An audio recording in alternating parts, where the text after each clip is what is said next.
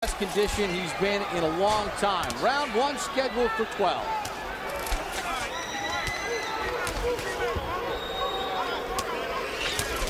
Angulo in the black will do nothing that's spectacular.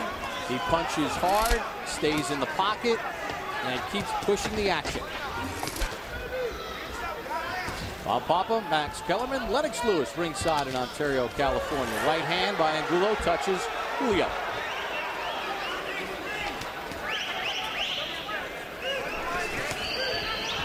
Angulo said that when we spoke with him yesterday, everybody always says they're going to be tough with me and hang in there and try to pressure me, but then they start to run. We'll see what Julio does here. Julio thinks, at least in the lead up to the fight, that he could knock out Angulo. And he came in pretty confident. Said he's going to use his speed. He's not going to run away from him. He's going to be right in front of Angulo.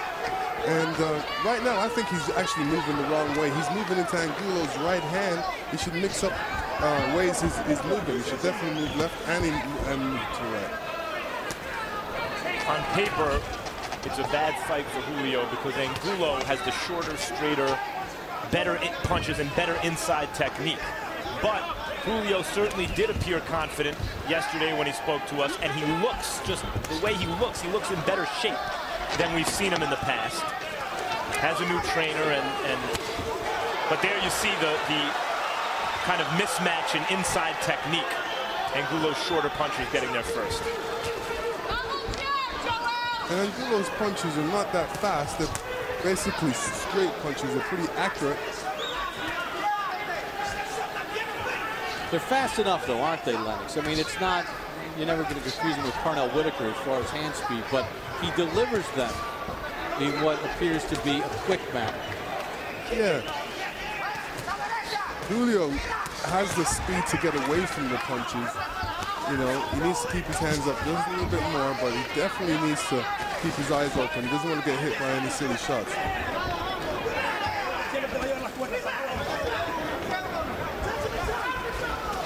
Approaching a half minute to go in round number one, scheduled for 12. Alfredo Angulo in the black trunks, Joel Julio in the blue. This is the 166th professional round for Julio, who turned pro at the age of 16 out of Colombia.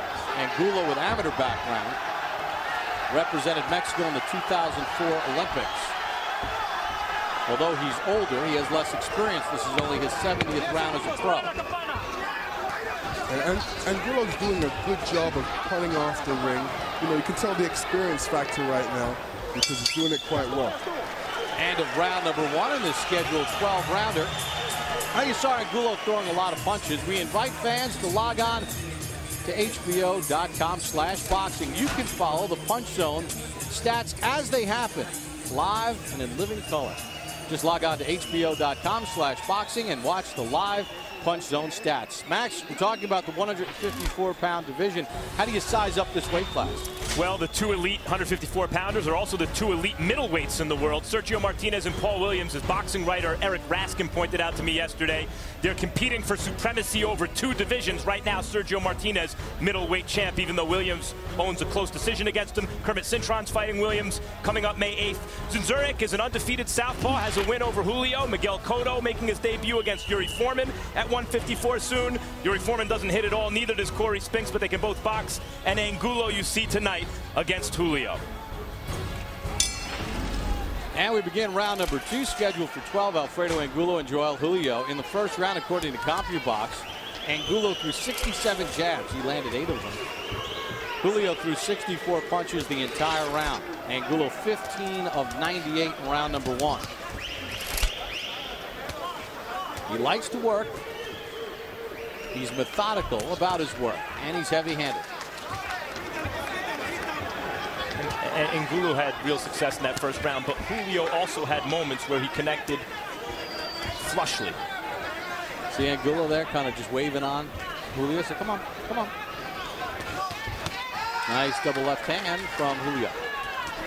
No, Angulo can't really afford that, Julio, to do that to him, you know, just to really make pot shots at him, because that's where he's going to take advantage in this fight. Move around, throw combinations, not get hit, and then move out of the way. Chopping right from Julio. Angulo blocked most of it.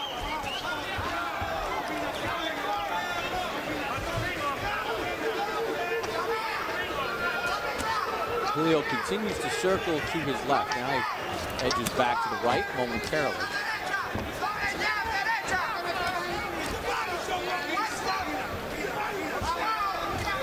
And Julio, I don't really see a stiff jab. He needs to really hit Angulo with a stiff jab to really keep him away, because, you know, once Angulo thinks that he's got no power behind him, he's going to really walk in there and try and put some damage on him. Julio's obviously not as accomplished as Kermit Cintron, the only man to hold a professional win over Angulo. But he's fighting this fight. He seems to be trying to fight this fight in the same style that Cintron fought Angulo, using the perimeter of the ring, using his legs, and he is getting off some shots, even though he's not getting the better of it. In that fight, Cintron threw 1,094 punches, according to CompuBox. And let me tell you, worked the jab well.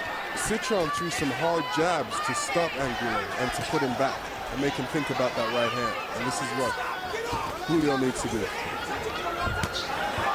Right hand from Angulo.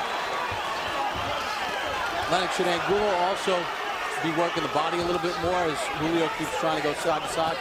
Yeah, I mean, right now he's focused on the head. He should drop it down a little bit and do some body work. Maybe slow down Julio's legs a little bit, because Julio's moving around at a good pace right now. Julio's giving Angulo too much ground. It looks a little bit like Margarito and Cotto, in the sense that even when Julio gets off a good combination, he gets out of there so fast. The sense is that the momentum is still with Angulo, and that it's Julio who's expending too much energy. From a work rate perspective, a good round number 2 for Joel Julio on the CompuBox stat sheet. He landed 9 more punches. Very good. We're working very well. Don't be desperate. Look for him now. Look for him. Look for the body. Look for the body, all right? Close off his exits. You're letting him walk too much. Too much. Way too much. Don't let him walk too much. You all right? Good. Does he hit hard? No. Well, but be careful. Don't fall in his trap. Press. Press, light side to side. All he wants to do is jump, jump, jump, and go. And he wants to use the counter attack. So work that left. You're doing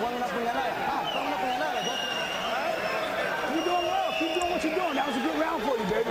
That was a good round. Listen, no matter what he do, don't let him take nothing from you. Agua. Too late. Go. You just go. Don't let him take nothing from you. So we begin round number 3, scheduled 12-rounder. In the CompuBox numbers, last round Julio landed 17 of 78, 10 of 28 power shots. Angulo just 8 of 79 total in the round. Combination from Julio to get round 3 going.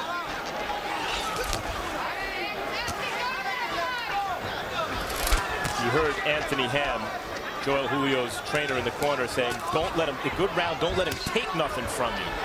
And I think that's very good advice. It addresses what I mentioned at the end of the round. Don't let Angulo establish momentum. Don't keep giving ground. Keep boxing, but establish yourself a little more.